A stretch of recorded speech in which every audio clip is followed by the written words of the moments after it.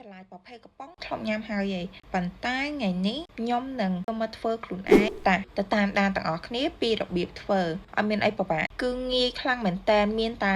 ជាមួយនឹងស្លឹកតយហើយផ្លែត្រឡាចហើយបើអ្នកទាំងអស់គ្នាយកផ្លែត្រឡាចកាន់តែចាស់គឺកាន់តែឆ្ងាញ់ព្រោះពេលយើងអាំងទៅវាឈ្ងុយហើយវាមានជាតិផ្អែមខ្លាំងជាងប្រភេទត្រឡាចដែលខ្ចីចំពោះការអាំងគឺយើងអាំងវាបែបឲ្យក្រហមបែបហ្នឹងហើយអ្នកទាំងអស់គ្នាអាចដាក់ចូលក្នុងទឹកពុះបានបន្ទាប់មករងាស់រហូតដល់វាមានចេញពណ៌ហើយដាក់ស្ក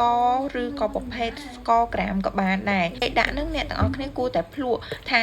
រសជាតិប៉ុណ្ណឹងវាបាននៅបើភ្លក់នៅពេលក្តៅអញ្ចឹងអាចថារសជាតិវាអត់ស្រូវផ្អែមទេប៉ុន្តែបើសិនអ្នកទាំងអស់គ្នាភ្លក់ពេលដែលទឹកត្រឡាចហ្នឹងត្រជាក់គឺវាអាចនឹងផ្អែមជាងនេះអ្នកទាំងអស់គ្នាអាចឃើញឲ្យអំពី